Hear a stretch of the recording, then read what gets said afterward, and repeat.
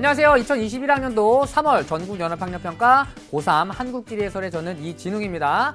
자, 첫 번째 학력평가가 오늘 치루어졌습니다. 어떻게 시험은 잘 보셨나요?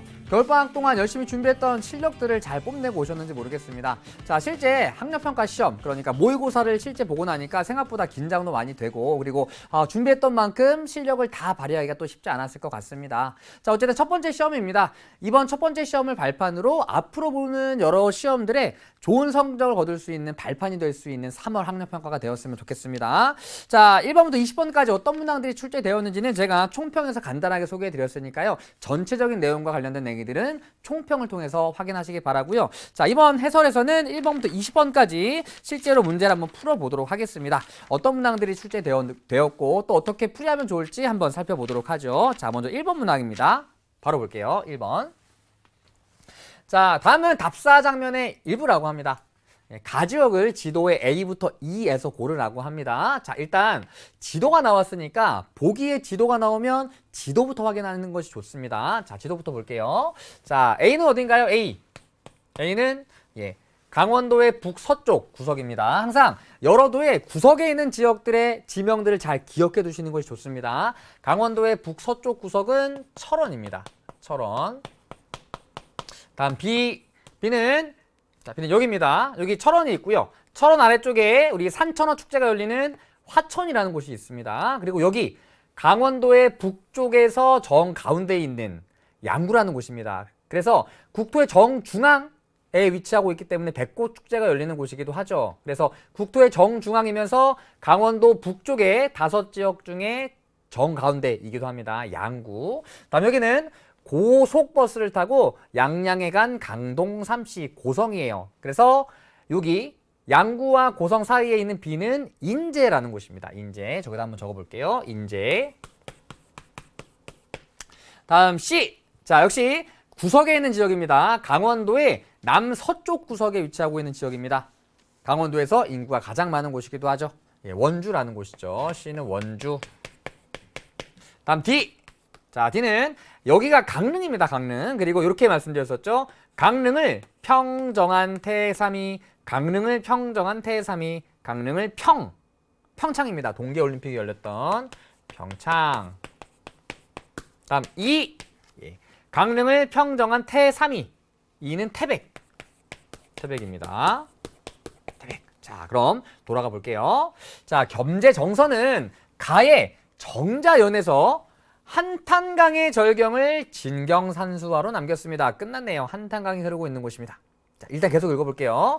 자, 그림에 표현된 곳이 여기군요. 현무암 협곡과 주상절리가 멋지네요. 와, 현무암이 널리 분포하고 있는 곳인가 봅니다. 게다가 협곡, 좁은 협소한 골짜기가 분포하고 있습니다. 그리고 그 협곡에 주상절리를 관찰할 수 있나 봐요. 그리고 벼농사가 이루어지는 용암대지, 강에서 급류타기를 즐기는 사람들을 볼 수가 있네요. 용암대지, 벼농사, 현무암, 주상절리, 한탄강 이런 것들은 어디와 관련이 깊나요?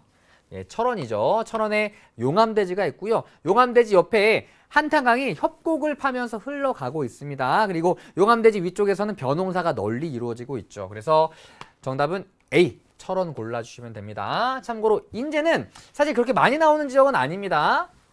그리고 C, 원주는 아까 말씀드렸듯이 강원도에서 인구가 가장 많은 지역, 그리고 기업도시와 혁신도시가 조성되고 있는 지역입니다. 우리나라에서 유일하게 기업도시와 혁신도시가 모두 조성되고 있는 곳이고요. 다음 평창, 동계올림픽이 열렸던 곳이고요. 고위평탄면이 널리 분포해서 고랭지 농업이 널리 이루어지는 곳이기도 합니다. 태백 하면은 석탄박물관이 가장 유명하죠. 태백 석탄박물관. 그래서 그런 내용들이 이 지역들과 관련해서 나올 만한 내용들이니까요. 잘 기억해 두시기 바라고요. 1번의 정답은 1번입니다. 자, 2번으로 가볼게요. 자, 다음 자료에 기억부터 리을 중 옳은 내용만을 보기에서 고르라고 합니다. 다음은 대동여지도의 일부래요. 이를 통해서 알 수 있는 내용을 쓰시오. 보죠. 자, 기억. A에서 구례까지는 도로상 거리는 40리 이상이다. 자, A가 있고요. 구례가 여기 있습니다. 그리고 대동여지도에서는 직선이 도로이고요. 도로에는 10리마다 방점을 찍었습니다. 그래서 여기서부터 여기까지가 10리, 여기서부터 여기까지도 10리 이렇게 되는 거죠. 그래서 10리, 20리, 30리 정도가 되는 겁니다.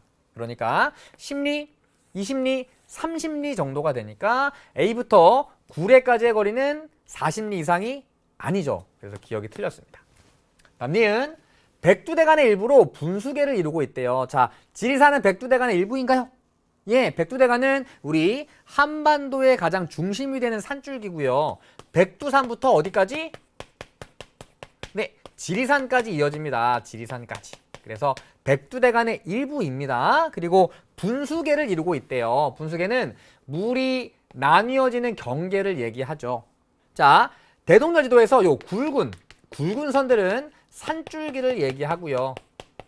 산줄기는 이렇게 볼록 솟은 곳입니다. 그래서 빗물이 여기 내리면 일로 흘러내리고 여기 내리면 일로 흘러내리기 때문에 요 산줄기를 경계로 물이 나뉘어지게 되는 거죠. 그래서 요 산줄기들은 물을 나누는 경계 역할을 합니다. 분수계를 이루고 있습니다. 니은 맞죠? 다음 디귿. 예. 방어와 관련된 군사시설이네요. 자, 얘는 역참입니다. 역참은 방어와 관련된 시설이 아니고 교통통신시설입니다. 그래서 옳지 않죠. 그래서 공문서 같은 것들을 주고받았던 곳이죠. 또 관리들이 여행을 가거나 지방에 파견을 갈 때 잠깐 쉬었다 갔던 곳이기도 하고요. 다음 리을. 배가 다닐 수 있는 하천이다. 자, 대동여지도에서 하천은 단선과 쌍선 두 가지로 그렸는데요. 얘는 그림에서도 알 수 있듯이 상대적으로 규모가 작은 하천, 규모가 큰 하천입니다. 그럼 얼마나 규모가 크냐? 배가 다닐 수 있을 만큼 넓은 하천을 얘기하는 거예요. 그런데 얘는 지금 쌍선으로 그려져 있죠. 얘는 단선으로 그려져 있는 겁니다. 얘는 배가 다닐 수 없는 하천, 얘는 배가 다닐 수 있는 항해가 가능한 가항하천이죠. 그래서 리을 맞는 내용입니다. 그래서 니은과 리을이 맞는 내용이니까요. 정답은 4번 골라주시면 되겠네요. 자, 3번으로 가겠습니다. 3번. 보자. 자, 다음 자료에 가부터 라에 대한 설명으로 옳은 것을 고르래요. 자, 얘는 설명도 주고요. 그리고 지도도 제시해 주었습니다. 사실 둘 중에 하나만 있어도 가나다라를 찾는 것은 전혀 문제가 없는데 아주 문제를 좀 쉽게 주기 위해서 두 개를 함께 주었습니다. 자, 볼게요. 동도와 서도 및 89개의 부속도서로 이루어진 곳은 어딘가요? 독도죠. 독도 갑니다. 가독도. 독도. 다음 나리분지와 알봉이 있는 곳은 어딘가요? 나리분지, 칼데라 분지죠. 칼데라 분지와 그 칼데라 분지 안에 알봉이 있는 이중화산체 울릉도입니다. 나 울릉도 맞나요? 예, 맞죠. 울릉도. 다음 다 우리나라 영토에 최남단 표지석이 있으며 우리나라 영토의 최남단, 우리나라의 극남 지점, 가장 남쪽에 있는 곳 여기입니다. 마라도죠. 마라도. 다음 라에는 종합해양과학기지가 있대요. 종합해양과학기지가 있는 곳 이어도입니다. 여기 맞죠. 그리고 이어도는 우리나라의 영토가 아닙니다. 수중암초죠. 큰 파도가 칠 때만 보이는 수중암초. 자, 그럼 볼게요. 1번 가는 독도는 영해 설정 시 직선기선의 기점이 된다. 아닙니다. 얘가 기점이 된다면 이렇게 되겠죠. 뭐 이렇게 돼가지고 여기 전체가 우리나라 바다가 되는 거예요. 그러니까 이렇게 한다면 미국 같은 나라는 미국 바로 옆에 태평양이 있거든요. 그리고 여기 한가운데 하와이가 있습니다. 하와이 우리 거니까 영해 기점 하면은 이렇게 기선을 뻗어버리면 여기가 다 미국의 바다가 되는 거예요. 말이 안 되기 때문에 일반적으로 영해 기점으로 설정할 수 있는 섬들은 어느 정도 정해져 있습니다. 기준이. 그리고 지워버렸네. 그리고 울릉도와 독도, 마라도 같은 그러니까 울릉도와 독도, 제주도 같은 큰 섬들은 직선기선의 기점이 될 수가 없어요. 그래서 옳지 않은 내용입니다. 다음 2번 나는 울릉도는 최종 빙기에 한반도와 육지로 연결되어 있었다. 자, 최종 빙기에는 해수면이 어떻게 되죠? 해수면이 하강합니다. 해수면이 하강하면서 육지의 면적은 확대됩니다. 육지 확대. 왜냐면 해수면이 하강하면서 바다 밑에 현재 잠겨있는 곳들이 육지로 드러났기 때문이죠.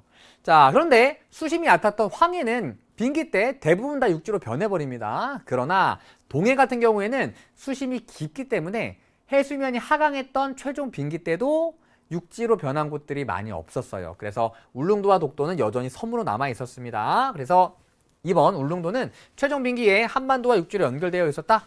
옳지 않은 내용이 되는 거죠. 여전히 섬이었습니다. 독도도 마찬가지고요.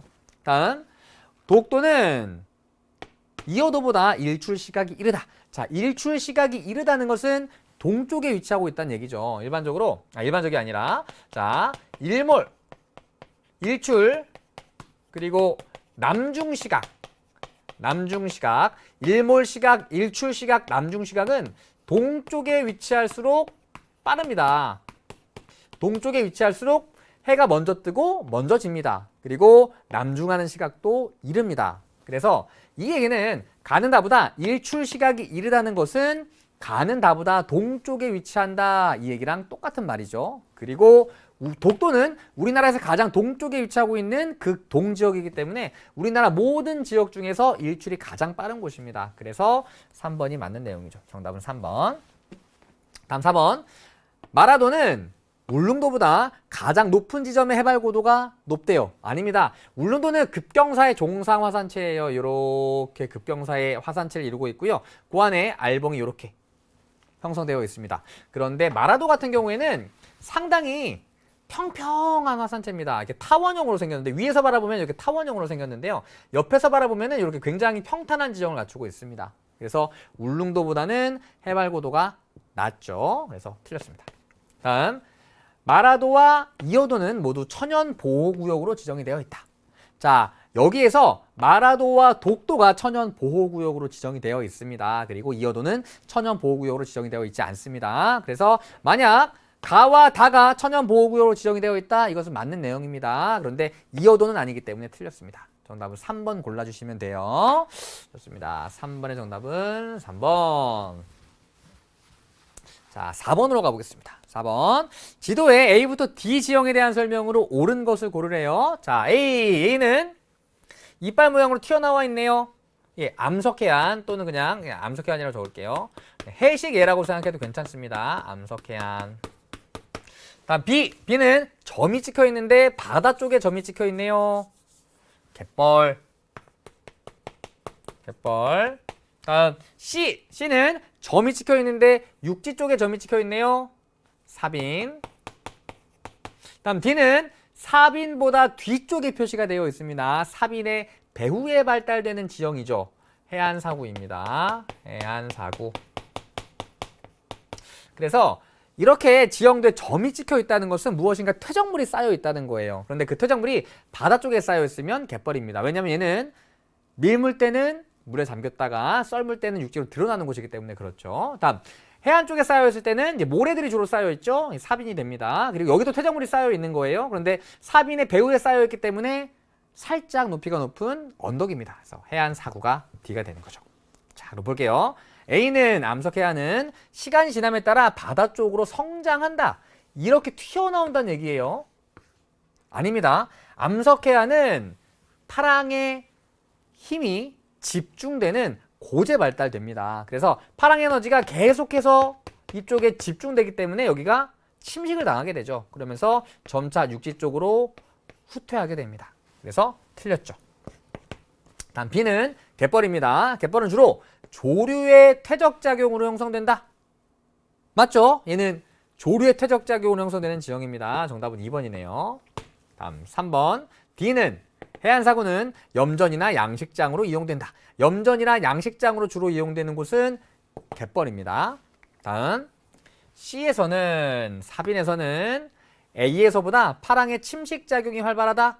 아니죠. 여기에서는 파랑 에너지가 집중되면서 파랑의 침식작용이 활발하고요. 여기 만에서는 파랑 에너지가 분산되면서 파랑의 퇴적작용이 더 활발하게 일어납니다. 틀렸습니다.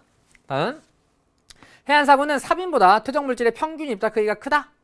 자, 사빈에 있던 모래들이 바람에 의해 뒤쪽으로 날려가서 해안사구가 만들어집니다. 그런데 큰 입자도 있고 상대적으로 작은 입자도 있을 거예요. 모래 알갱이의 크기가 다 똑같진 않겠죠. 그런데 여러 입자들 중에서 바람이 불 때 바람에 의해서 더 잘 날려가는 것은 아무래도 입자가 작은 친구들이겠죠. 얘네들이 뒤쪽으로 날려가는 거예요. 이렇게. 예. 그러니까 사빈에 있는 여러 모래 입자 중에서 입자의 크기가 작은 애들이 뒤쪽으로 날려가니까 사빈보다 해안사구의 평균 퇴적물의 입자 크기가 작습니다. 그래서 5번도 옳지 않은 내용입니다. 그래서 옳은 것은 2번 골라주시면 됩니다. 자, 5번으로 갈게요. 5번. 5번. 자, 표에 가부터 라 지역에 대한 설명으로 옳은 것을 고르라고 합니다. 단 가부터 라는 각각 지도에 표시된 네 지역 중에 하나라고 합니다. 자, 볼게요. 자, 역시 지도부터 보도록 하겠습니다. 여기 어딘가요? 자, 여기보다 살짝 위쪽에, 여기 살짝 이렇게 쏙 들어와 있는데 점이 찍혀 있으면은 춘천이에요. 춘천. 그런데 거기보다 아래 점이 찍혀 있으면 홍천입니다. 근데 뭐 춘천이나 홍천이나 사실 기후적인 특성은 거의 유사하기 때문에 춘천인지 홍천인지 크게 구분하지 않아도 괜찮습니다. 자, 다음 얘는 동해안에 살짝 내륙 쪽으로 들어와 있는 지점이죠. 대관령입니다. 대관령. 자, 다음 여기는 경북 해안인데요. 경북 해안 하면은 일단 여기 경상북도의 북동쪽 구석에 있는 곳 원자력 발전소가 있죠. 울진. 그리고 여기 호랑이의 꼬랑지에 위치하는 곳 포항. 요 두 군데는 많이 알고 있을 거예요. 그리고 그 사이 일반적으로 대개로 잘 알려져 있는 영덕이라는 곳입니다. 영덕. 자, 그런데 이 경북 해안은 제가 강의에서 여러 번 말씀드렸기 때문에 잘 기억하고 있을 거라고 믿습니다. 자, 다음 여기는 남해라는 곳입니다. 남해. 행정구역명이 남해예요. 이 남해 바다 말고. 자, 그럼 어떠한 특징들을 갖고 있는 곳이냐? 홍천. 여강집이 굉장히 높죠. 그리고 연교차가 굉장히 큰 곳입니다. 남한에서 고위도이면서 내륙에 위치하고 있기 때문에. 그리고 한강 유역에 속해서 연강 수량도 꽤나 많은 곳입니다. 다음 대관령. 해발 고도가 높아서 기온이 굉장히 낮은 곳이면서 연강 수량이 꽤나 많은 곳이죠. 다음 영덕. 자, 영덕은 남한의 최소지가 여기입니다. 영남 내륙 지역. 그리고 여기보다는 강수량이 많은 편이지만 그래도 요 경북 해안 지역 또한 연강 수량이 그렇게 많은 지역은 아닙니다.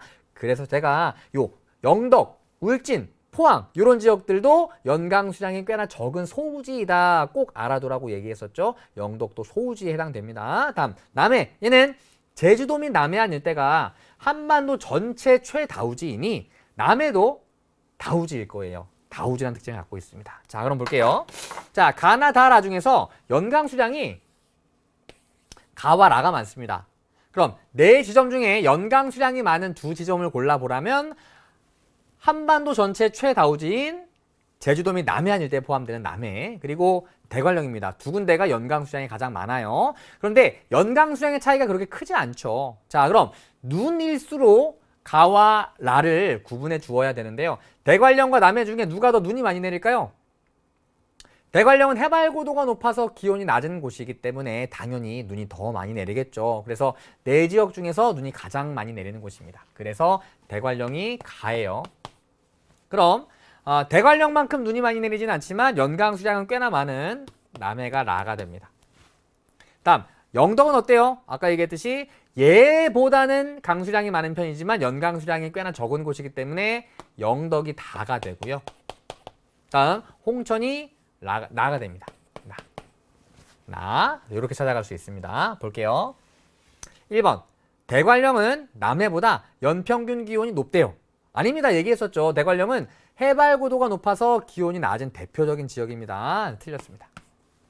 다음 2번 나는 홍천은 영덕보다 기온의 연교차가 크대요. 아까 얘기했었죠. 홍천은 남한에서 연교차가 굉장히 큰 곳입니다. 남한에서 고위도 지역이면서 내륙에 위치하고 있기 때문에 반면 영덕은 홍천보다 저위도인데다가 해안이니까 상대적으로 연교차는 작을 거예요. 다음 다는 가보다 고위도에 위치한다? 아니네요. 저위도에 위치하네요. 다음 다는 나보다 여름 강수 집중률이 높다. 아닙니다. 홍천을 비롯한 요 한강 유역이 여강집이 굉장히 높은 지역이고요. 영덕 같은 경우에는 여기 태백산맥이 지나갑니다. 그래서 주로 북동풍에 의해서 많은 강수가 발생한 지역이기 때문에 굳이 따지자면은 겨강집이 상대적으로 높은 지역이에요. 겨강집이 높은 지역. 자, 그러니까 틀렸죠. 다음 라는 나보다 단풍의 절정 시기가 이르대요. 자, 단풍의 절정 시기는 기온이 낮을수록 이를 거예요. 왜냐면 기온이 낮을수록 단풍이 먼저 드니까. 그래서 단풍은 북쪽에서 남쪽으로 내려옵니다. 반면 꽃이 피는 개화 시기는 기온이 높아질수록 꽃이 빨리 피기 때문에 남쪽에서 북쪽으로 올라가요. 어쨌든 단풍의 절정 시기는 북쪽에서 남쪽으로 내려오기 때문에 남해보다 홍천이 절정 시기가 이를 겁니다. 자, 그럼 정답은 홍천이 영덕보다 기온의 온도차가 크니까 정답은 2번 골라주면 되겠죠. 정답은 2번입니다. 자, 다음 뒤로 넘어갈게요. 6페이지로 갑시다. 6페이지. 자, 4분의 1을 통과하고 있습니다.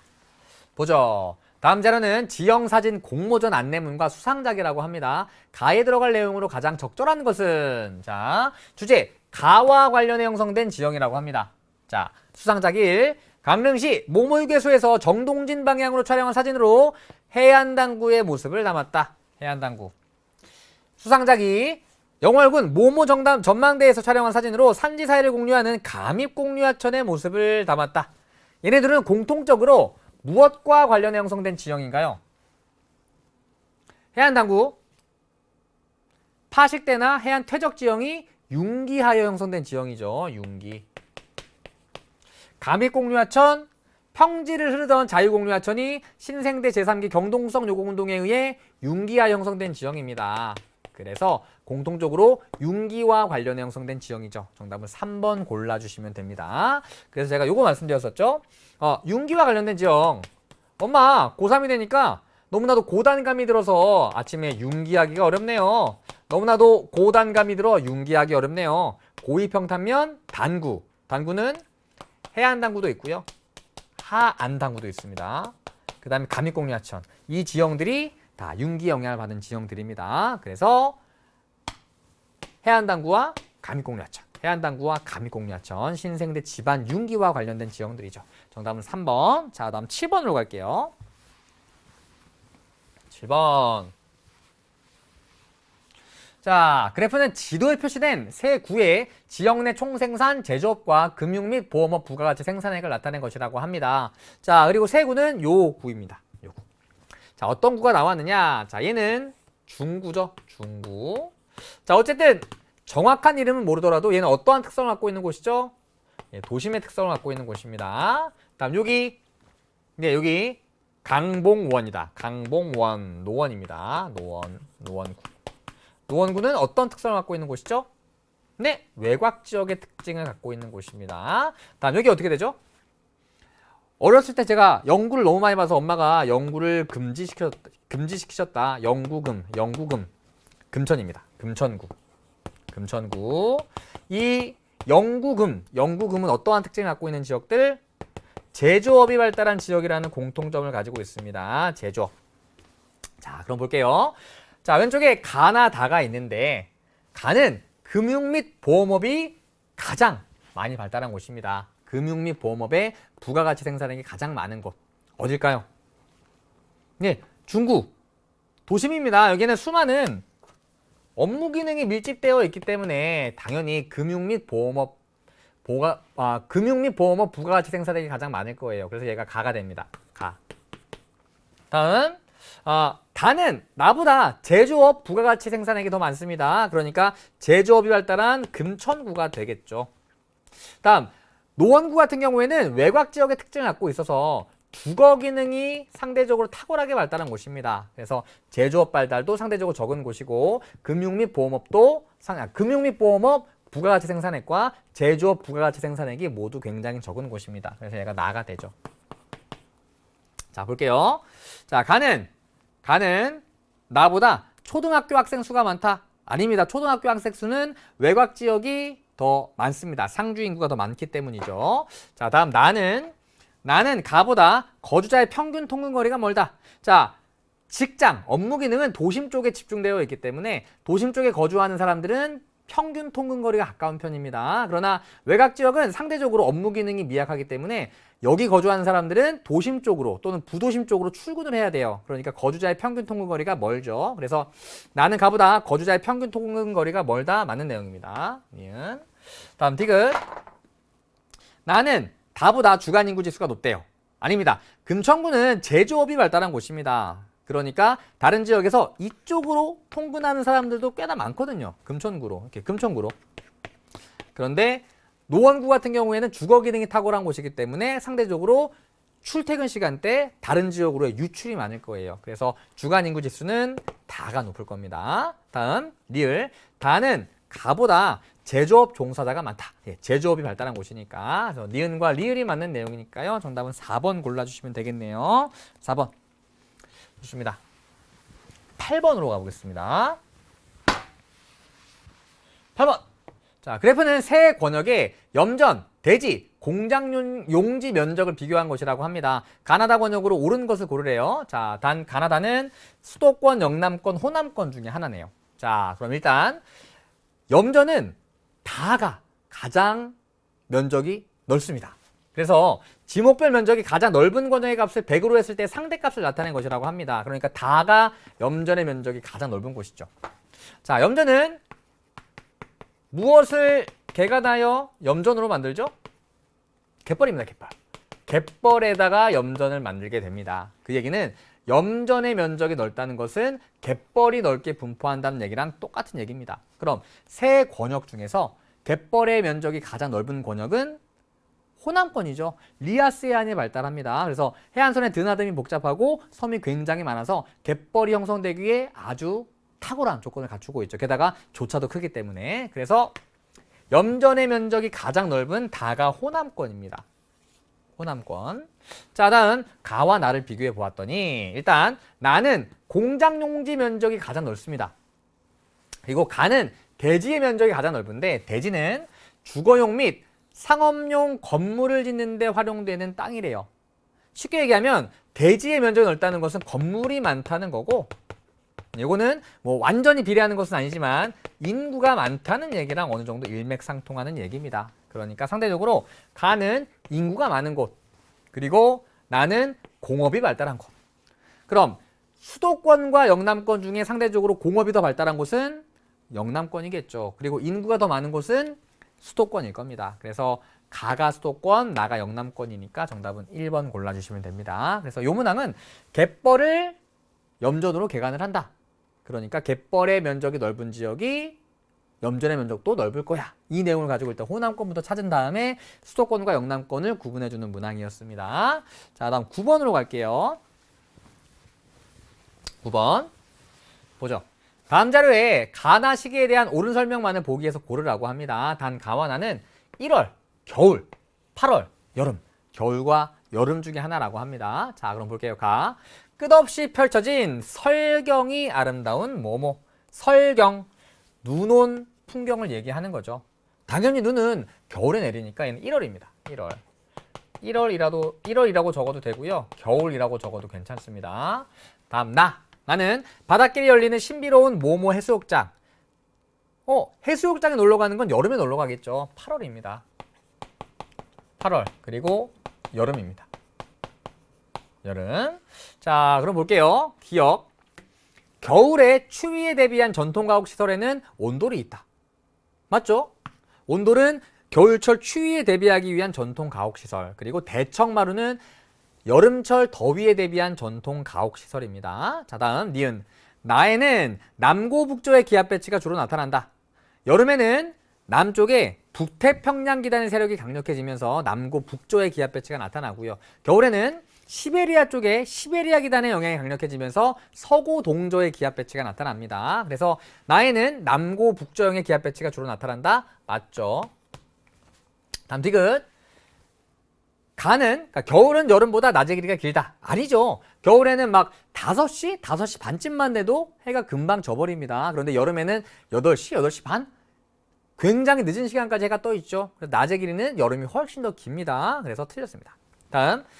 여름은 겨울보다 결빙일수가 많대요. 얼어붙는 날의 수 아닙니다. 당연히 결빙일수는 기온이 낮은 겨울철이 여름철보다 훨씬 더 많겠죠. 옳지 않은 내용입니다. 옳은 것은 기억과 니은이니까요. 정답은 1번 골라주시면 되겠네요. 1번. 좋습니다. 다음 10번으로 가보겠습니다. 10번. 다음 자료에 가와 나에 들어갈 내용으로 가장 적절한 것을 고르래요. 자, 앵커. 재난방송센터 연결합니다. 모모모 기자, 태풍과 멀리 떨어져 있다고 안심할 게 아니군요. 네, 현재 대형 태풍 모모는 제주도 서귀포 동쪽을 지나고 있는데 태풍의 중심에서 멀리 떨어진 강원도 양양에 시간당 100mm가 넘는 폭우가 쏟아졌습니다. 그 이유는 가히 태풍의 바람바지 역할을 하여 영동지방에 나가 발생했기 때문입니다. 자, 간단하게 그려볼게요. 자, 남한이 이렇게 있고요. 그리고 제주도가 여기에 위치하고 있습니다.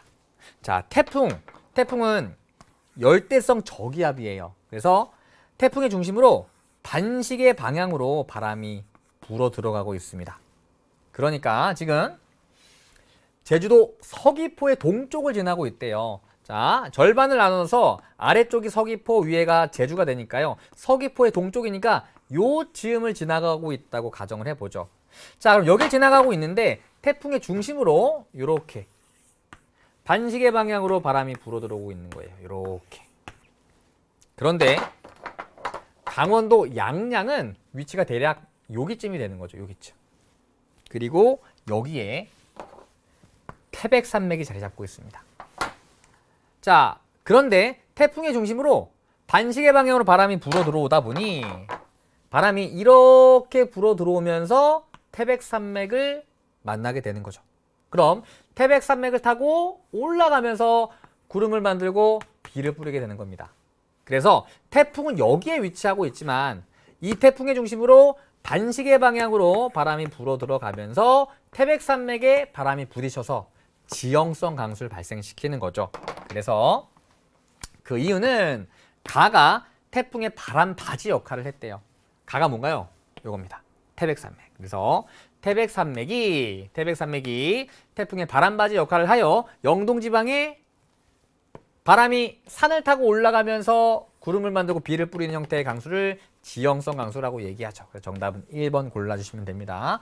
참고로 양양 같은 경우에는 바람이 반시계 방향으로 불어 들어가면서 태백산맥을 따라 지형성 강수를 발생시켰지만 이 태풍 자체에서도 저기압성 강수가 발생을 하죠. 그러니까 태풍이 발생했다고 했을 때 태풍의 영향을 받는 지역에서 강수가 발생한다면 저기압성 강수예요. 그런데 얘는 지금 태풍의 영향을 받는 지역이 아니죠. 그러니까 이 지역에서 발생하는 강수가 저기압성 강수가 아니란 얘기입니다. 그래서 태풍의 중심으로 바람이 시계 반대 방향으로 불어 들어가면서 태백산맥이 부딪혀서 지형성 강수가 발생하는구나. 요거 하나 정도 주의해 주시면 될 것 같습니다. 그래서 정답은 1번 골라주시면 됩니다. 자, 3페이지로 갑시다. 3페이지. 이제 반 한 점을 돌았네요. 11번 문항입니다. 자, 그래프에 가부터 다 지역을 지도 A부터 C에서 고르라고 합니다. 자, 역시 지도부터 볼게요. 어떤 지역이 나왔느냐? 자, 여기 연포탕을 가양동에서 먹었어. A는 연천. 다음 B, 서울의 북서쪽에 위치하고 있죠. 스페이드를 눕혀놓은 것처럼 생긴 여기는 고양입니다. 고양. 다음 C. 자, 경기도의 가장 남쪽이 평택이고요. 평택 위쪽에 굉장히 면적이 넓은 곳이 있습니다. 여기가 화성이죠. 자, 세 지역에 인구 변화와 통근 현황을 제시해 주었는데요. 다행히도 오른쪽도 가나다, 왼쪽도 가나다입니다. 그래서 사실은 둘 중에 하나만 있어도 정답을 찾아가는 데는 크게 문제는 없습니다. 자, 일단 세 지역의 특징을 좀 살펴보죠. 세 지역은 어떤 지역들이냐? 연천 어떤 곳인가요? 연천은 휴전선 인근에 위치하고 있습니다. 당연히 인구도 적고요. 제조업이나 서비스업이 발달하기가 어려웠겠죠. 얘는 촌락의 특성을 갖추고 있는 곳입니다. 다음 고양. 고양에는 많은 아파트 단지가 위치하고 있습니다. 여기에 일산 신도시가 조성되었기 때문이죠. 그래서 1기 신도시인 일산 신도시가 조성된 곳입니다. 고양. 다음 화성. 자, 화성은 일단 제조업이 발달한 곳이에요. 제조업. 그래서 특히나 IT 제조업 그리고 자동차 산업이 발달한 곳이기도 합니다. 그리고 동탄 신도시가 조성되고 있는 곳입니다. 동탄 신도시. 동탄 신도시는 2기 신도시가 되는 거죠. 2기 신도시. 자, 그럼 여러 지역의 인구는 무엇인가? 인구가 증가할 요인이 생겼을 때 인구가 증가합니다. 그리고 그러한 요인이 사라졌을 때 또는 별다른 요인이 없었을 때는 인구가 정체되거나 감소하게 됩니다. 자, 촌락 같은 경우에는 딱히 인구가 증가할 요인이 없었습니다. 그래서 촌락 같은 경우에는 대체적으로 지속적으로 정체되거나 인구가 지속적으로 감소하는 경우가 일반적입니다. 왜냐하면 촌락이니까 이촌 향도에 의해서 사람들이 촌락을 떠나 도시로 향하기 때문이죠. 자, 그리고 고양과 화성은 모두 신도시가 조성된 곳인데요. 고양은 1기고 화성은 2기예요.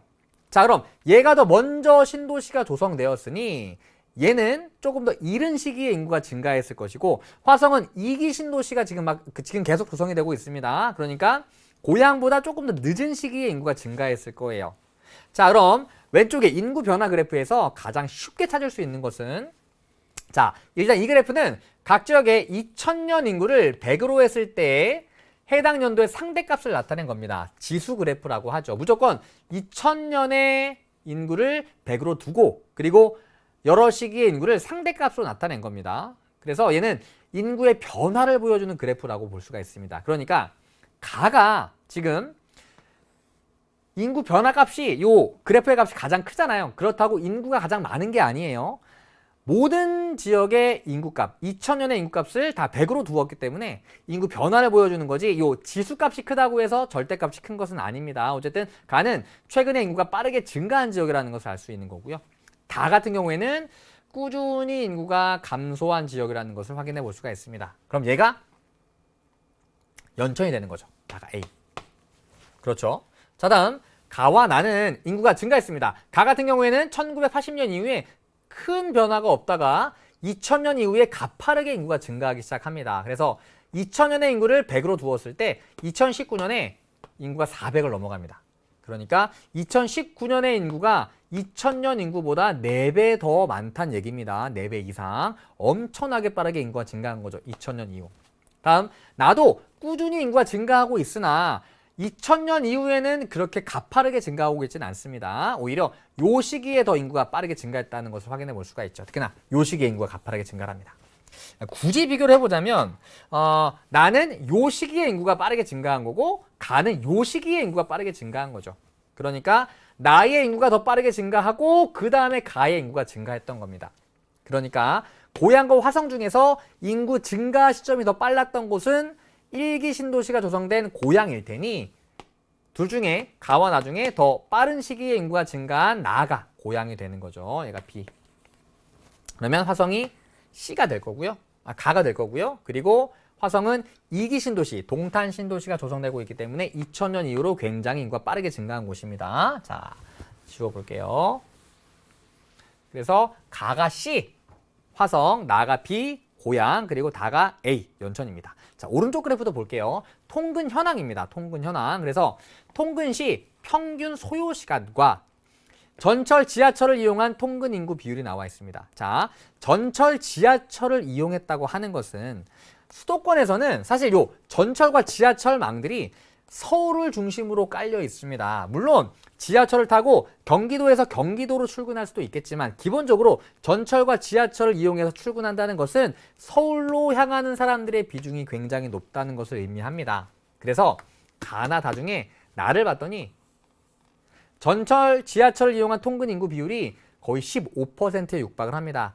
다른 지역과 비교했을 때 가장 높죠. 그리고 평균 소요 시간이 가장 길다고 하는 것은 상대적으로 더 먼 지역까지 출근을 하고 있다는 얘기예요. 그래서 얘가 위성도시 1기 신도시가 조성되어서 서울의 주거 기능을 분담하는 위성도시인 고향입니다. 게다가 서울과의 거리가 가깝기 때문에 서울로의 통근이 많은 지역이기 때문에 지하철을 이용한 통근 인구 비율이 높게 나타나죠. 나가 고향 맞네요. B. 자, 다음 다 같은 경우에는 평균 소요 시간이 굉장히 짧습니다. 그리고 전철, 지하철을 이용한 통근 인구 비율이 굉장히 낮아요. 상대적으로 서울로부터의 거리가 굉장히 먼 연천이 다가 될 겁니다. 서울로부터 거리가 먼데다가 얘는 다른 지역으로 통근하는 사람들보다는 그 지역에 일을 하러 가는 사람들의 비중이 상대적으로 높습니다. 촌락이니까 농사 짓는 분들이 많을 거 아니에요. 농업에 종사하시는 분들이. 그러면은 집이 있고 집에서 바로 앞에 있는 농경지로 가는 게 출근인 거예요. 그러니까 통근시 평균 소요 시간이 굉장히 짧은 거죠. 그래서 다가 A가 되는 겁니다. 맞죠?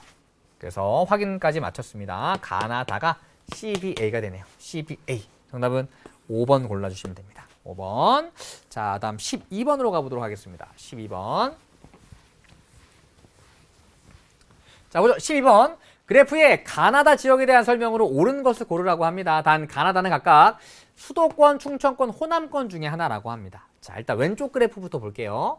자, 인구 규모에 따른 도시 및 군 지역의 인구 비율이 나와 있습니다. 그래서 1위 도시, 2위 도시, 기타 도시가 나와 있습니다. 어쨌든 얘네들은 공통적으로 도시예요, 도시. 그리고 군지역은 촌락입니다. 촌락. 그러면은 전체 인구 중에 젠이 아니라 전체 인구 중에 도시에 거주하는 인구의 비율을 도시화율이라고 얘기합니다. 그리고 인간의 거주 공간은 도시와 촌락으로 나눌 수가 있기 때문에 전체 인구에서 촌락에 거주하는 사람들 빼면 다 도시에 거주하고 있다는 얘기예요. 그러니까 우리는 전체 인구 중에서 군지역에 거주하고 있는 사람들의 비율을 빼면 도시화율을 구해볼 수가 있습니다. 그러면은 가나 다 중에서 상대적으로 군지역 인구 비율이 가장 낮은 데가 가입니다. 가의 경우에는 대부분의 사람들이 도시에 살고 있다는 얘기예요. 그 얘기는 도시화율이 굉장히 높다는 얘기가 되는 거죠.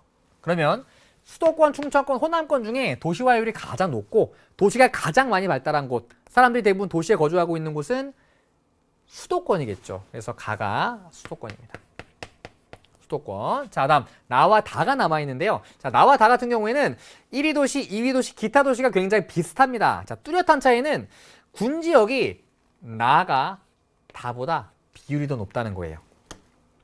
상대적으로 나가 다보다 촌락의 비율이 높아서 상대적으로 군지역 거주하는 인구의 비율이 높게 나타나는 겁니다. 그럼 충청권과 호남권 중에서 상대적으로 촌락의 특성이 더욱더 뚜렷한 곳은 어딜까요?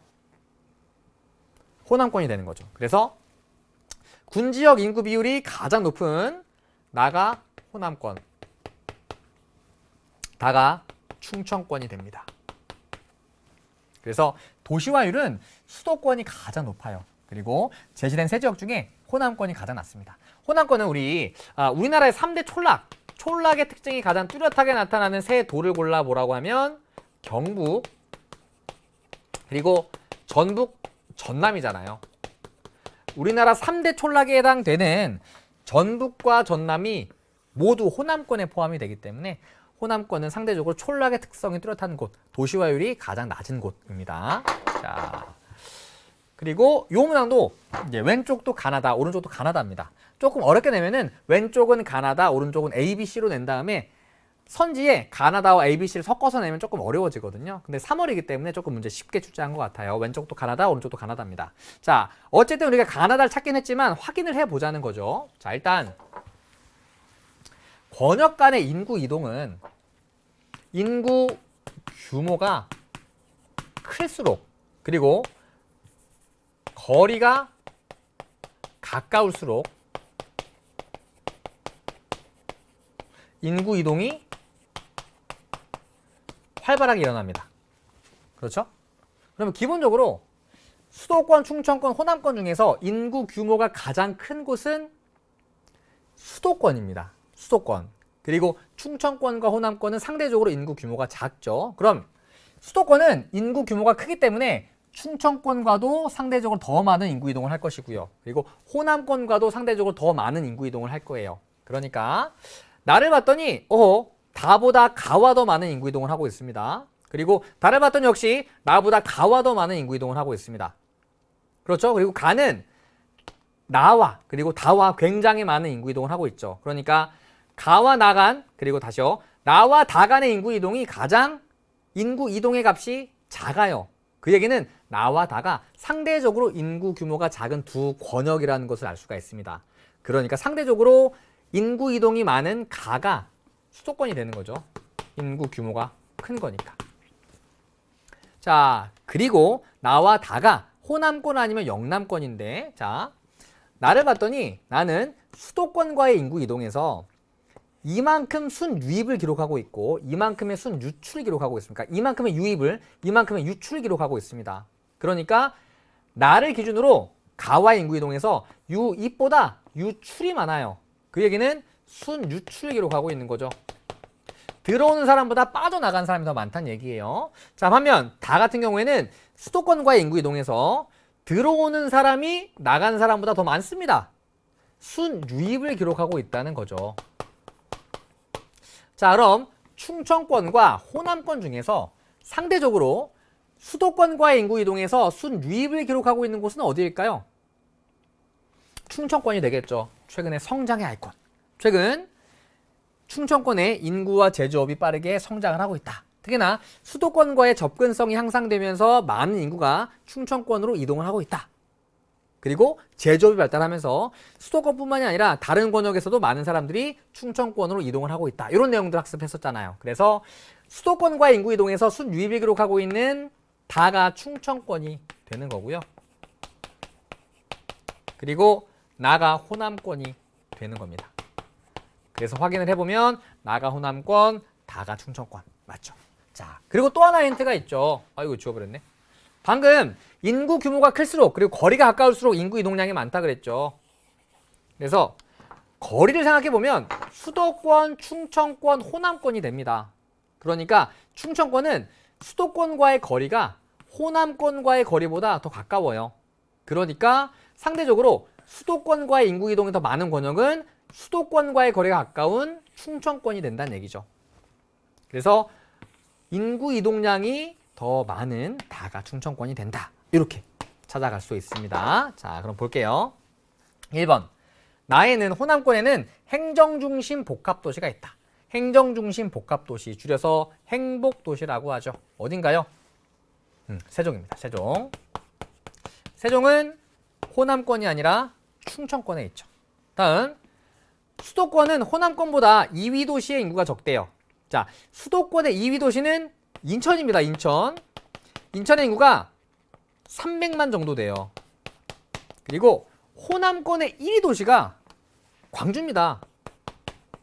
그러니까 수도권의 2위 도시가 인천이고 수도권의 2위 도시 인구의 인구가 300만입니다. 그리고 호남권의 1위 도시 인구가 1위 도시가 광주인데 호남권 1위 도시 광주의 인구가 150만이에요. 그러니까 자, 비율로 봤을 때는 수도권의 2위 도시가 호남권의 2위 도시보다 비율은 낮습니다. 왜냐하면 수도권의 인구가 워낙에 많기 때문에. 그런데 2위 도시의 인구 비율이 수도권이 호남권보다 낮다고 해서 수도권 2위 도시의 인구가 호남권 2위 도시의 인구보다 인구가 적다는 것은 아니에요. 양과 비율은 다르기 때문에. 그래서 2위 도시인 인천이 호남권 1위 도시인 광주보다도 인구가 많으니 당연히 가는 나보다 2위 도시의 인구가 더 많겠죠. 틀렸습니다. 다음, 수도권은 충청권보다 생산자 서비스업 사업체 수가 많다. 자, 생산자 서비스업은 주로 생산자인 기업에게 공급되는 서비스입니다. 그리고 이러한 기업들은 수도권에 집중되어 있죠. 그리고 서비스업은 수요자가 위치하는 곳에 가깝게 위치하려는 특성을 갖고 있기 때문에 수요자인 기업이 많이 위치하고 있는 수도권의 생산자 서비스업 사업체도 많이 입지하게 됩니다. 그래서 정답은 3번이죠. 그래서 소비자 서비스업 또한 서울과 경기 집중도가 굉장히 높지만 특히나 생산자 서비스업은 서울과 경기 집중도가 굉장히 높게 나타나죠. 그래서 정답은 3번입니다. 다음 4번. 나는 호남권은 다 충청권보다 2015년 이후 인구 순유입이 많대요. 아닙니다. 충청권은 수도권과의 인구 이동에서도 순유입을 기록하고 있고요. 호남권과의 인구 이동에서도 이만큼 빠져나가고 요만큼 들어오니까 충청권은 호남권과의 인구 이동에서도 순유입을 기록하고 있습니다. 그래서 인구 순유입은 충청권이 많죠. 다음, 충청권은 수도권보다 도시의 수가 많대요. 아닙니다. 우리나라 모든 권역 중에 도시의 수가 가장 많은 곳은 수도권입니다. 인구도 엄청 많이 집중되어 있고요. 도시도 가장 잘 발달한 곳이 수도권이죠. 그래서 옳은 것은 3번 골라주시면 됩니다. 이 문항이 조금 어려웠을 거예요. 그래서 이런 문항 같은 경우에는 사실 공부를 해서 푸는 문항이라기보다는 공부한 내용들을 활용해서 자료를 해석해주고 그리고 나서 선지를 해석해줘야 되는 문항인데요. 일단 자료에서 가나다를 찾는 것도 쉽진 않았을 것 같고요. 선지를 해결하는 것도 쉽진 않았을 것 같습니다. 왜냐하면 어려운 문제라기보다는 이런 문항을 푸는 연습들이 많이 안 되어 있었기 때문일 거라고 생각을 합니다. 그래서 문제를 푸는 연습들을 많이 하면은 충분히 쉽게 접근해서 가나다 잘 해석해서 문제 잘 풀어나갈 수가 있습니다. 그래서 문제풀이가 중요하다는 거예요. 문제를 많이 풀어보시는 것이 좋습니다. 그리고 기출의 미래처럼 이 기출문제집을 풀어보거나 강의를 들어보는 것도 괜찮은 방법이라고 볼 수가 있습니다. 그런데 기출문제를 풀이할 때는 무조건 개념을 확실하게 정리한 다음에 기출문제를 풀이하셔야 됩니다. 개념 정리가 다 이루어지지 않은 상태에서 기출문제를 풀이하는 것은 전혀 의미가 없습니다. 무조건 개념을 탄탄하게 정리한 다음에 기출문제를 많이 풀어보면서 공부했던 개념들을 어떻게 활용하는지 연습들을 많이 해보셔야 됩니다. 자, 다음 13번으로 갈게요. 13번 보죠. 그림은 두 소매업체의 모습을 나타낸 것이라고 합니다. 가와 비교한 나의 상대적인 특성을 찾을 겁니다. 자, 단 가와 나는 대형마트와 편의점 중에 하나라고 합니다. 이건 뭐 그냥 주는 문제죠. 예, 가가 대형마트입니다. 대형마트. 그리고 나가 편의점이죠. 그러면 가와 비교한 나의 상대적인 특성을 찾으라고 했으니 대형마트와 비교한 편의점의 특성을 찾는 거예요. 사업체당 종사자가 많다. 자, 사업체당 종사자는 규모와 관련이 있습니다. 쉽게 얘기하면 대형마트 하나에서 일하는 사람들과 편의점 하나에서 일하는 사람 중에 누가 더 많냐는 거예요. 규모가 대형마트가 훨씬 더 크니까 당연히 사업체당 종사자 수는 대형마트가 많습니다. 다음 상점당 평균 거리, 당연히 대형마트가 더 멀죠. 왜냐하면 사업체 수가 적기 때문에. 이건 여러분들 일상생활 속에서 많이 느껴봤을걸요. 특히나 도시 지역에 거주하는 친구들은 최근에 뭐 골목마다 편의점이 있을 정도로 편의점이 엄청나게 많습니다. 상점 간의 평균 거리가 엄청 가깝죠. 다음 1인당 평균 구매액은 당연히 얘가 더 많죠. 보세요, 지금 이 사람 뭘 산 거지? 요거 하나 산 건가? 굉장히 적은 양을 샀습니다. 그런데 이 사람 보세요. 엄청나게 많은 양을 사가고 있죠. 대형마트에서 이것저것 담고 계산하려다 보면은 막 몇십만 원이 나오기도 합니다. 20만 원, 30만 원어치 막 사기도 하죠. 1인당 평균 구매액은 얘가 훨씬 더 많습니다. 다음 1일 평균 영업시간이 길다. 이게 편의점의 대표적인 특징입니다. 그래서 모든 편의점이 그런 것은 아닙니다만 굉장히 높은 비중의 편의점이 24시간 영업을 하고 있죠. 자, 다음 자가용 승용차 이용 고객의 비율이 높다? 아니요. 당연히 대형마트가 자가용 승용차 이용 고객의 비율이 높게 나타날 겁니다. 편의점에 차 타고 가는 사람 없잖아요. 그래서 옳은 것은 4번 골라주시면 되겠네요. 자, 다음 14번으로 갈게요. 요 문항도 쉽지는 않았을 것 같습니다. 예. 역시 아주 어려운 문항이라기보다는 여러분들이 공부를 했던 내용들을 문제로 확인해 보지 못했기 때문에 문제 푸는 연습들이 많이 안 돼 있어서 뭐 어려운 문항이었을 거라고 생각을 하고요. 그리고 아마 여기까지 공부한 친구들이 많지 않을 거예요. 굉장히 뒤쪽에 나오는 파트이기 때문에. 자, 인구와 관련된 문항인데요. 인구와 관련된 문항들은 인구 관련된 기본 개념들, 인구 관련 지표, 여러 지표들을 꼼꼼하게 체크를 해두셔야 됩니다. 이 인구 관련 지표들의 기본 개념을 알고 있는지를 묻는 문제들이 정말 많이 출제되거든요. 자, 그럼 볼게요. 그래프에 대한 설명으로 옳은 것을 고르래요. 단 가나다는 각각 경기, 전남, 충남 중에 하나라고 합니다. 자, 왼쪽에 총 인구의 변화가 나와 있습니다. 자, 가나다 중에 가장 눈에 띄는 친구는 가네요. 예, 1970년 이후로 우와 엄청나게 인구가 많이 늘어나고 있습니다. 가가 경기가 되겠죠. 우리나라에서 인구가 가장 많은 광역자치단체입니다. 자, 다음 나와 다를 비교해 봤더니 나는 1970년 이후 꾸준히 인구가 감소하는 추세입니다. 그렇죠?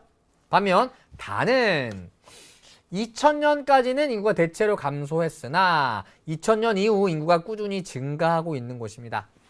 자, 그럼 전남과 충남 중에 최근 들어서 인구가 증가하는 곳은 어딜까요?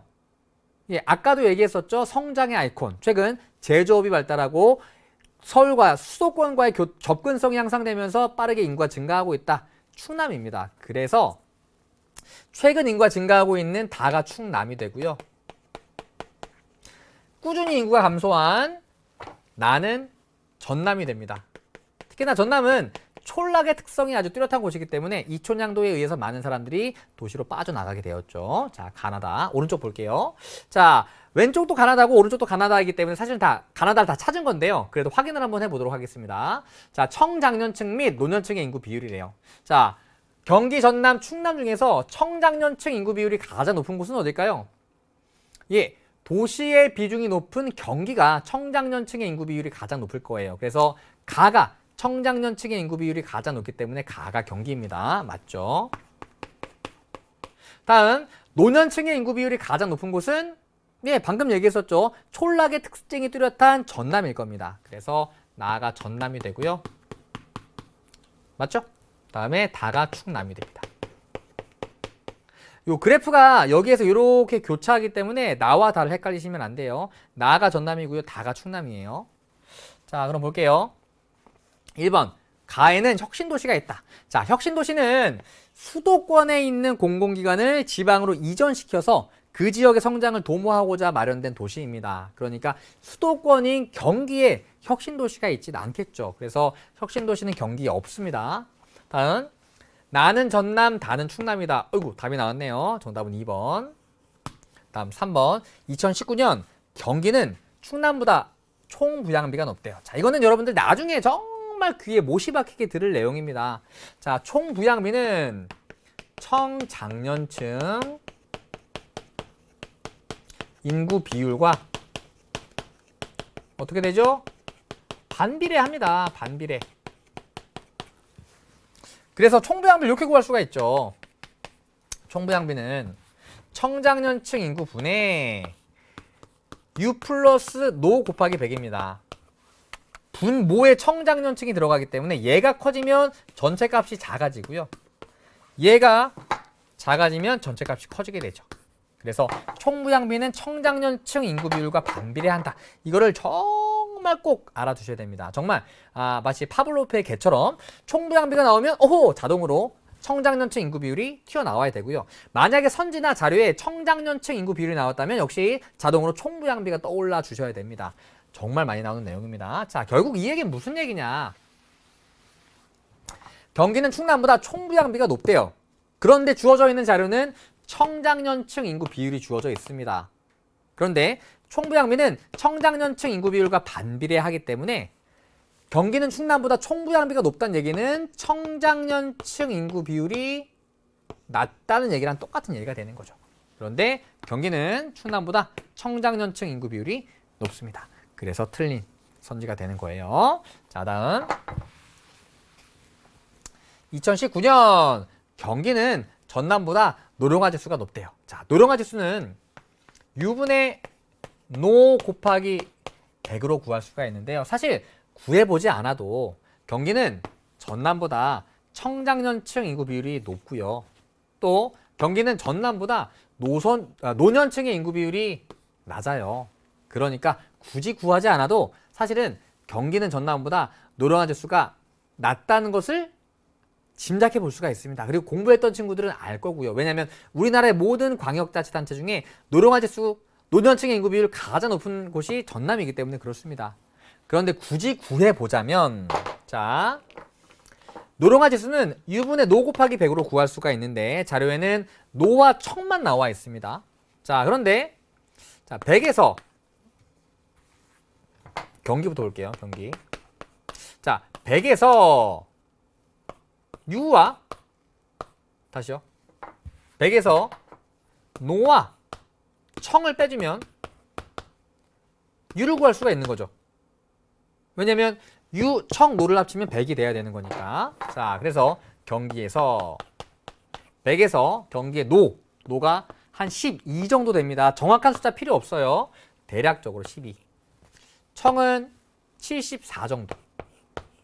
그러면 100에서 12와 74를 빼주면 86이잖아요. 그러면은 14가 되죠.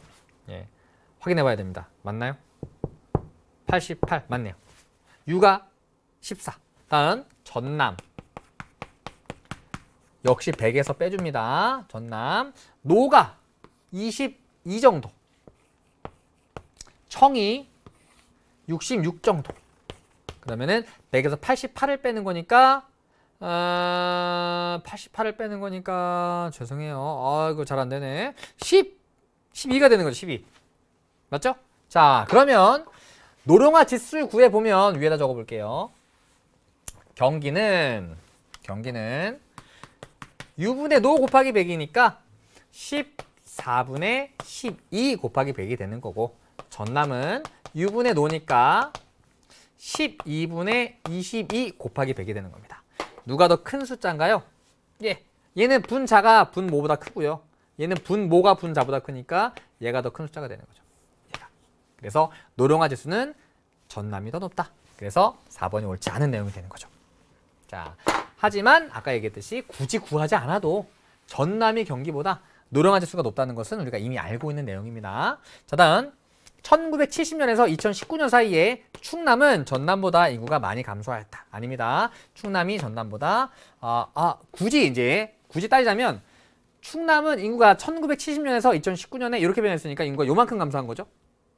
전남은 여기에서 여기로 감소했으니까 이만큼 감소한 겁니다. 그래서 충남은 전남보다 인구가 적게 감소했네요. 물론 충남이 최근에 인구가 늘어나긴 했지만 1970년과 비교해보면 2019년에 인구가 감소한 건 맞으니까. 자, 정답은 2번입니다. 자, 다음 15번으로 갈게요. 15번. 보죠. 다음 자료에 가나 화석 에너지에 대한 설명으로 옳은 설명만을 보기에서 고르라고 합니다. 자, 포항시는 가가 지하에서 새어나와 형성된 불꽃을 관광객에게 보여주기 위해 불의 정원을 조성하였다고 합니다. 가는 울산 앞바다에서 소량 생산되고 있다. 뭔가요? 천연가스죠. 강의에서도 몇 번 소개해드렸습니다. 천연가스. 다음 탄화 정도에 따라 무연탄, 역청탄, 갈탄 등으로 분류되는 나는 뭔가요? 석탄이죠. 석탄. 그리고 석탄은 제철공업 및 발전용 연료로 많이 이용됩니다. 그리고 최근 정부 차원에서 대기 중에 미세먼지를 줄이기 위해서 석탄 화력 발전 비율을 낮추는 정책을 추진하고 있습니다. 자, 보기 볼게요. 천연가스는 주로 고생대 지층에 매장되어 있다? 아닙니다. 신생대 지층에 매장되어 있습니다. 다음 니은 석탄은 냉동 액화 기술의 발달로 소비량이 급증하였다? 천연가스에 대한 설명이고요. 다음 천연가스는 석탄보다 상용화된 시기가 늦다. 상업적으로 이용된 시기는 얘가 늦죠. 그래서 상업화 시기는요. 화석 연료의 상업화 시기는 석탄, 석유, 천연가스 순이에요. 석탄, 석유, 천연가스 순. 그래서 디귿은 맞는 말입니다. 다음 리을. 나는 석탄은 천연가스보다 우리나라 1차 에너지 소비 구조에서 차지하는 비중이 높대요. 자, 우리나라 1차 에너지 소비 구조는 유탄천원 신수가 되는 거죠. 유탄천원 신수. 유탄천원 신수. 그래서 석탄이 천연가스보다 우리나라 1차 에너지 소비 구조에서 차지하는 비율이 높습니다. 그래서 리을도 맞네요. 그러면 디귿과 리을이 맞는 말이니까요. 정답은 5번 골라주시면 됩니다. 자, 마지막 페이지로 갑시다. 16번. 자, 16번. 사진은 수도권에 있는 모모 지역의 시기별 모습을 나타낸 것이라고 합니다. 이 지역의 1997년과 비교한 2019년의 상대적인 특징을 그림에서 찾으라고 합니다. 자, 1997년을 봤을 때는 농경지가 많네요. 다 농경지입니다. 농경지. 그런데 2019년이 됐더니 우와, 이거 다 아파트입니다. 아파트가 엄청나게 많이 들어섰네요. 결국 옛날에는 촌락이던 곳이 최근에 도시로 바뀐 거죠. 결국 1997년과 비교한 2019년의 상대적인 특성을 찾으라고 하는 거니까 도시의 특성을 찾아주라는 얘기입니다. 도시의 특성. 자, 경지율은 낮죠. 높은 쪽에 있는 A, B, C를 지워줍니다. 다음 인구 밀도 당연히 높죠. 낮은 쪽에 있는 E를 지워주면 정답은 D네요. 4번. 자, 17번으로 갑니다. 17번. 자, 지도에 A부터 E 지역 특성을 활용한 탐구 주제로 가장 적절한 것을 고르라고 합니다. 자, 일단 지도부터 보도록 하겠습니다. A 어딘가요? A 안동입니다. 안동. B는요? 포항입니다. 다음 C. 대구 바로 아래쪽에 있습니다. 여기는 창녕이라는 곳이에요. 창녕. 우포늪이 창녕에 있죠. D는 우리나라 제2의 도시인 부산이죠. 다음 E는 거제입니다. 거제. 자, 그럼 볼게요. 1번. 대규모 제철소 입지에 따른 지역 경제 변화. 이것은 포항과 관련된 설명입니다. 다음 국제영화제 개최에 따른 문화산업 변화. 이것은 부산에 대한 설명입니다. 다음 C. 람사르 협약에 등록된 습지 보전 방안. 이 창녕에 아까 우포늪이 있다고 얘기했었죠. 우포늪. 이 우포늪이 람사르 협약에 등록된 습지입니다. 그래서 정답은 3번입니다. 다음 4번. 세계 문화유산을 활용한 관광산업 육성 방안. 안동의 하회마을이 세계 문화유산으로 지정이 되어 있죠. 다음 2. 원자력 발전소 입지에 따른 환경 변화. 부산에 원자력 발전소가 있습니다. 옳지 않은 내용입니다. 그래서 옳은 것은 3번 골라주시면 됩니다. 역시 어렵지 않은 내용이었고요. 다음 18번 볼게요. 18번. 보죠. 그래프는 세 제조업의 지역별 출하액 비율을 나타낸 것이라고 합니다. 가나다에 대한 설명으로 옳은 것을 고르래요. 자, 단 가나다는 기타 운송 장비 조선입니다. 조선. 그리고 두 번째 섬유. 세 번째 자동차입니다. 자, 우리가 공부했던 내용들을 떠올려 보면 조선은 어떻게 되죠? 거울입니다. 아, 조선시대 여성들은 거울을 좋아해. 거제와 울산. 그래서 거제는 경남, 그리고 울산은 울산이죠. 다음, 섬유 출하액 가장 많은 곳은 어딘가요? 경기입니다. 경기. 그리고 중요한 두 지역이 대구와 경북이죠. 대구와 경북. 특히나 이 대구가 포함되어 있으면 섬유구나 생각을 해주시면 됩니다. 다음 자동차는 어떻게 되죠? 자동차 매니아 경경충입니다. 경경충. 그래서 경기, 경북, 충남이에요. 경기, 경북, 충남.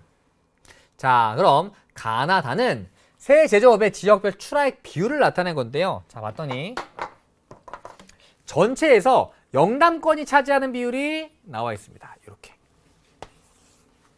그런데 가장 눈에 띄는 제조업은 다네요. 다. 다는 전국에서 영남권이 차지하는 비율이 엄청 높아요. 압도적입니다. 그리고 영남권 안에서는 얘가 차지하는 비율이 가장 높네요. 어디냐면 경남입니다. 경남. 그럼 뭘까요? 예, 경남과 울산에 발달되어 있는 조선이 되겠죠. 그래서 얘가 답니다. 다음 남아있는 것은 가와 나인데 영남권이 전국에서 차지하는 비율은 거의 비슷합니다. 그럼 안으로 들어가 볼게요. 자, 안으로 들어가 봤더니 나를 보죠. 나에는 대구가 들어가 있습니다. 끝. 대구가 들어가 있으면 섬유구나. 그래서 영남권에서는 경북이 1등, 그 다음 두 번째가 대구가 됩니다. 그래서 얘가 나가 되고요. 자동차는 경기, 경북, 충남인데 영남권에서는 울산의 비중이 굉장히 높게 나타납니다. 그래서 울산이 50%를 넘게 차지하고 있는 가가 자동차가 되는 거죠. 됐죠? 자, 그럼 볼게요. 1번. 가는 1960년대 우리나라 공업화를 주도하였다. 섬유에 대한 설명입니다. 다음 2번. 다는 조선은 대량의 원료를 수입하는 적환지 지향 공업이다. 아닙니다. 얘는 대표적인 조립형 공업입니다. 대량의 원료를 수입하는 대표적인 적환지 지향형 공업은 제철, 정유 같은 것들이 있습니다. 다음 섬유는 자동차보다 사업체당 출하액이 많대요. 사업체당 출하액이 더 많은 것은 중화학공업인 자동차가 되겠죠. 다음 조선은 섬유보다 최종 제품의 무게가 무겁고 부피가 훨씬 크죠. 정답은 4번. 다음 5번. 제조업별 영남권 출하액은 다나 가 순으로 많대요. 자, 조선과 자동차의 출하액은 비교하기가 어렵다고 하더라도 일단 확실한 건 섬유의 출하액이 가장 적다는 건 확실하잖아요. 그러니까 나가 꼴찌가 돼야 될 거예요. 그래서 옳지 않은 내용입니다. 옳은 것은 4번 골라주시면 됩니다. 18번의 정답은 4번. 자, 이제 두 문항 남았습니다. 19번으로 가보겠습니다. 19번. 자, 이런 문항은 여러분들이 통계 자료를 이미 알고 있어야지만 풀 수 있는 문항입니다. 최근에 농업 관련된 통계 자료가 정말 다양하게 등장을 하고 있습니다. 이 농업 관련된 통계 자료들을 원리를 통해서 조금 이해해 두시면 문제 푸는데 많은 도움이 될 거라고 생각을 하고요. 제가 수능 개념 시각적 사고 교재에도 굉장히 다양한 통계 자료를 실어 놓았습니다. 그래서 그런 통계 자료들 꾸준히 보시면서 농업 관련된 통계 자료에 어떤 큰 틀을 잡아 가셔야 돼요. 자, 그럼 문제 좀 볼게요. 자, 어디가 나와 있냐면 경기, 그리고 경북, 그리고 전남, 제주가 나와 있습니다. 제주 아주 은혜로운 곳이죠. 자, 그리고 통계 자료는 경지 면적, 작물 재배 면적, 그리고 농가 수가 나와 있습니다. 자, 경지 면적 중에서 얼마만큼 작물을 재배하느냐, 휴경지 빼고 또 그루가리가 이루어진다면 그루가리는 또 두 번으로 치고, 그래서 작물 재배 면적과 경지 면적은 조금 달라요. 자, 그래서 농가수, 경지면적, 작물 재배 면적 세 가지의 통계 자료가 나와 있는 거예요. 그런데 일단 여러분들이 기본적으로 알아야 될 통계 자료는 농가수와 경지 면적입니다. 자, 많은 거 알 것도 없어요. 1, 2등만 알아두셔도 괜찮습니다. 1, 2등. 농가수 제일 많은데 경북입니다. 두 번째가 전남이죠. 전남. 그리고 경지 면적 가장 넓은 데는 전남입니다. 두 번째는 경북이 되죠. 그리고 또 가서 농가수 가장 적은 데는 제주입니다. 면적도 좁고 인구도 적기 때문에 농가수가 가장 적어요. 다음 경지 면적 가장 좁은 데도 제주입니다. 역시 면적 자체가 좁기 때문에 그래요. 그래서 이거 정도는 알아두시는 것이 좋습니다. 그리고 이 자료 같은 경우에는 이것만 알아도 가나 다라를 한 번에 찾을 수가 있죠. 자, 그래서 농가수가 가장 많은 데가 다입니다. 농가수는 경북이 가장 많네요. 다가 경북이 되는 거예요. 자, 반면 경지 면적은 전남이 가장 넓습니다. 그리고 경지 면적이 가장 넓은 데가 라죠. 그래서 라가 전남이 됩니다. 전남. 그리고 경지 면적이 가장 좁으면서 농가수도 가장 적은 데가 갑니다. 걔가 제주가 되는 거죠. 가가 제주. 그러면 나는 깍두기, 남아있는 친구 경기로 연결시켜 주시면 됩니다. 경기. 그래서 농가수와 경지 면적은 1, 2등은 꼭 기억을 해 두셔야 돼요. 아, 농가수는 경북이 가장 많고 경지 면적은 전남이 가장 넓구나. 꼭 알아두시기 바랍니다. 자, 그리고 A와 B는 겸업농가와 전업농가 중에 하나래요. 자, 이 농가수는 전업농가수에다가 겸업농가수를 합친 값입니다. 다시 얘기하면 농가는 전업농가와 겸업농가로 나눌 수가 있습니다. 그런데 요 겸업농가가 많은 지역들, 그러니까 한 집이 있는데 그 집에 모든 사람이 농사를 지으면 전업농가가 되는고요. 전업농가가 되고요. 농사 짓는 사람과 농사 짓지 않는 사람이 한 농가에 포함되어 있으면 겸업농가라고 부릅니다. 또는 한 사람이 농사도 짓고 다른 일도 하면 그것도 겸업농가라고 불러요. 자, 그럼 겸업농의 비중이 높은 지역들은 어디냐? 기본적으로 대도시와 가까운 지역들, 아빠는 농사 짓고 아들이나 딸은 대도시로 출근하는 경우가 많습니다. 그래서 경기. 그리고 관광산업이 발달한 곳들은 농장을 운영하면서 그러니까 농업을 하면서 농장을 운영하기도 합니다. 그러니까 농사를 지으면서 그 농장에서 여러 가지 것들을 체험할 수 있는 다양한 체험 프로그램 같은 것들을 마련하기도 해요. 그래서 관광산업이 발달한 강원과 제주는 상대적으로 전체 농가에서 겸업농이 차지하는 비중이 높게 나타납니다. 그래서 자, 다와 라에서는 B의 비중이 상대적으로 낮게 나타나는데 제주와 경기에서는 B의 비중이 굉장히 높게 나타납니다. 그래서 근교농촌의 비중이 높은 경기와 관광산업이 발달한 제주에서 비중이 높게 나타나는 B가 겸업농가, 그리고 상대적으로 촌락의 특성이 뚜렷한 전남과 경북에서 비중이 높게 나타나는 A가 전업농가가 되는 거예요. 전업과 겸업. 자, 그럼 1번 A는 겸업, B는 전업이다. 두 개가 뒤바뀌었죠. A가 전업, B가 겸업입니다. 다음, 가는 다보다 겸업농가 수가 많대요. 자, 이것도 주의하셔야 됩니다. 자, 아까 양과 비율 주의해 주셔야 된다고 말씀드렸었죠. 아까 수도권과 호남권의 2위 도시의 인구 비율을 비교할 때 전체에서 2위 도시가 차지하는 인구의 비율은 호남권이 높지만 절대적인 인구수는 수도권이 더 많다라고 얘기했었습니다. 얘도 마찬가지예요. 전체 농가에서 겸업농이 차지하는 비중은 제주가 경북보다 더 높아요. 그러나 이 겸업농가의 수를 물어보는 겁니다. 겸업농가의 비중을 물어보는 게 아니라 겸업농가의 수를 물어보는 거예요. 수는 전체 농가에서 겸업농가의 비중을 고려해서 겸업농가의 수를 구할 수가 있는 거죠. 자, 그런데 제주는 경북보다 겸업농가의 비중은 높지만 전체 농가 수가 워낙에 적습니다. 바꿔 얘기하면 경북은 제주보다 겸업농가의 비중이 낮긴 하지만 전체 농가 수가 워낙에 많기 때문에 겸업농가의 수 자체는 경북이 제주보다 많은 거예요. 이거 조금 어렵죠. 그러니까 100분의 50 하면은 100개 중에 A가 60개라고 합시다. 그럼 A는 전체에 차지하는 비율이 60%예요. 그런데 어떤 거는 전체가 10,000개인데 그 중에 A가 100개예요. 그러면은 A가 차지하는 비중이 10%가 되는 거죠. 10%. 1%대 1%. 그런데 두 개를 비교했을 때 A의 절대적인 숫자는 얘가 더 많다는 거죠. 그러니까 경북은 제주보다 겸업로가 차지하는 비중은 낮지만 겸업로가 수는 많다는 거예요. 왜냐면 원래 농가 수가 워낙에 많기 때문에. 그래서 가는 나보다 겸업로가 수가 적습니다. 틀렸어요. 다음, 나는 나보다 경지 이용률이 높대요. 경지 이용률은 경지 면적분의